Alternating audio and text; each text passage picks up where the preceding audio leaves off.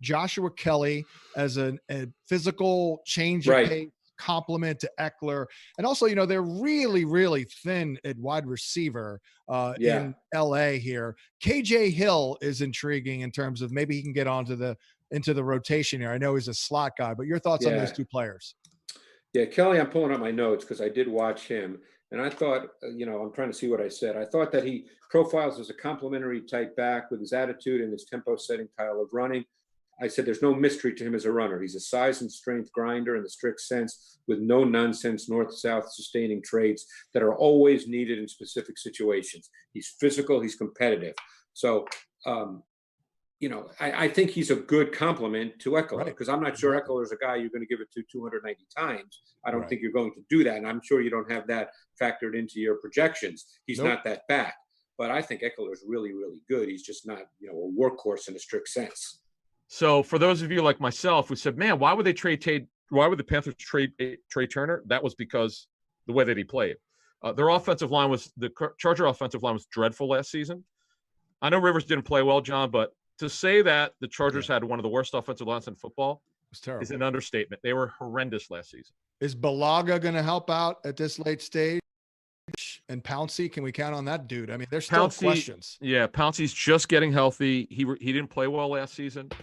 Tevy, it's interesting. Sam Tevy was the right tackle. The person I spoke with said he actually's got some athleticism, show that he's got some ability, needs further development. Pouncey's got maybe 1 or 2 years left in him.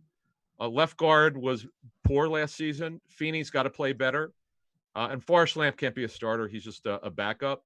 What a disappointment Forrest Lamp is. Well, he tore his ACL. Remember early in his career, he's never been the same. Right, I guess so. Pick. Damn. So they have Balaga's okay. This is going to be a top 10. They're going to be between, when you watch the tape, they're going to be between 20 and 32. That's as an offensive line. That's where they're at. They're going to run their version of Baltimore's offense with Tyrod Taylor.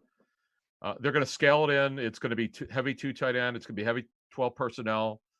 They're going to use Tyrod as a runner. No, he's not as dynamic, obviously, as Lamar Jackson, but they're going to run their version of it. I think it's a little sketchy because this is Shane Steichen's first full year as an offensive coordinator, so this is a lot on his plate.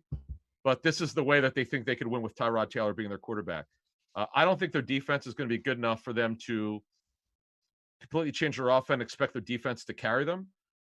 I think they're a 7-9, 8-8 team. John and I were debating this on our show last week, and I know Eckler's not a high volume carry game type of guy, but man, I don't know, John. Who do you see? I don't know much about Josh Kelly, so I don't know who could really handle a lot of carries there. Eckler's the guy, but I don't know how much he could handle it. Oh, he can't. That's why, they like Josh Kelly quite a bit, Joshua Kelly. And, maybe Justin Jackson can hold him off, but he's just a no frills inside banger, basically, which I think, projects pretty well with Eckler. I can't give Eckler more than 150 carries in a year. For what it's worth, Steichen, when he took over for Everybody Beats the Wiz, Ken Wisenhunt, I went back and I looked at Eckler's opportunities, and this was with Gordon. It was pretty encouraging. 16, 8, 17, 14, 13, 14, 10, 20.